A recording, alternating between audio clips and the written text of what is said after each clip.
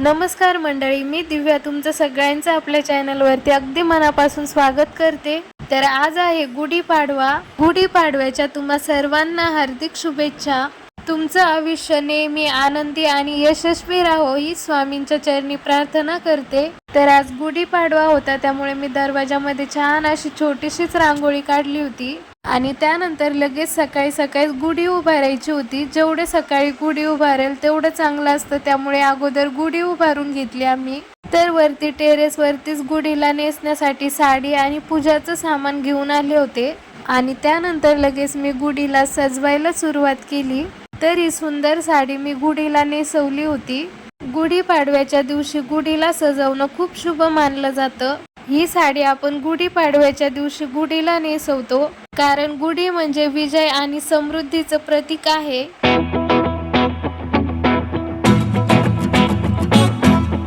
गुढीला साडी नेसून झाल्यानंतर मी लिंबाचा डहाळा आणि गाठी लावून घेतली आणि त्यानंतर लगेच वरतून तांब्या पण लावून घेतला।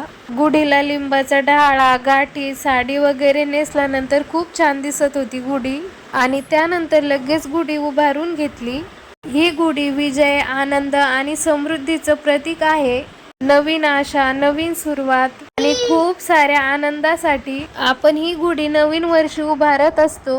गुढी उभारल्यानंतर मी गुढी समोर पीस ठेवला आणि ओटीचं सामान ठेवलं आणि सुंदर अशी रांगोळी पण काढली होती गुढी समोर। तर फायनली इथे आपली गुढी तयार आहे। कशी वाटली कमेंट मध्ये नक्की सांगा।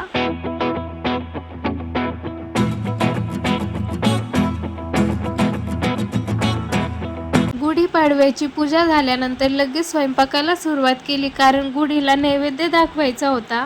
तर गुढीपाडव्याच्या दिवशी आमच्या इथे शिरा आणि पुरी बनवत असतात।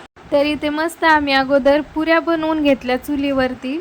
काही ठिकाणी पुरणपोळीचा पण स्वयंपाक बनवला जातो गुढीपाडव्याच्या दिवशी आणि प्रिशुभा कशी मध्ये करत आहे।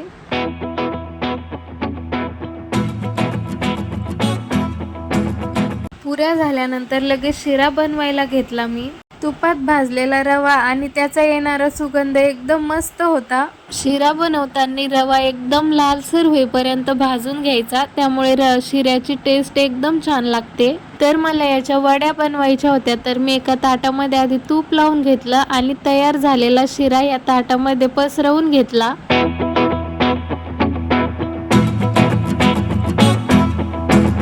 आणि सण म्हटलं की भजे, कुरडई, पापड तर करावंच लागते। त्यामुळं मग मी थोडेसे भजे पण बनवले होते नैवेद्यावरती ठेवायला। तर त्यासाठी कांदा वगैरे कट करून घेतला आणि भज्याचं पीठ कालून घेतलं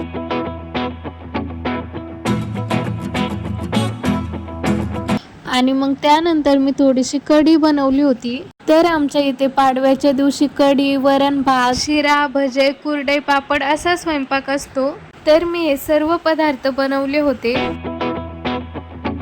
आणि बघा सर्व स्वयंपाक तयार झाल्यानंतर मी अगोदर 2 ताट तयार केले, एक ताट गुढीसाठी आणि एक ताट देवासाठी।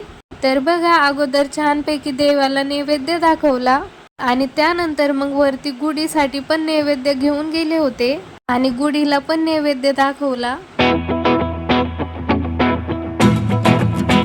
गुढीपाडव्याचं सगळं आवरल्यानंतर जेवण वगैरे झाल्यानंतर आम्ही थोडंसं कामाला लागलो होतो।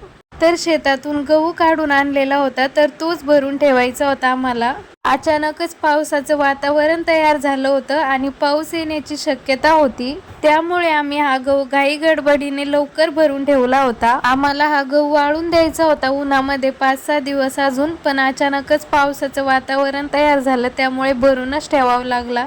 तर तुम्ही बघू शकता एवढ्या गोण्या आम्ही भरून ठेवल्या होत्या आणि काही भरायच्या बाकी होत्या। तर चला आजचा व्हिडिओ इथेच थांबूया। व्हिडिओ कसा वाटला कमेंट मध्ये नक्की सांगा। पुन्हा भेटूया अशाच एका नवीन व्हिडिओ मध्ये। तोपर्यंत सर्वांना बाय आणि सर्वांना श्री स्वामी समर्थ।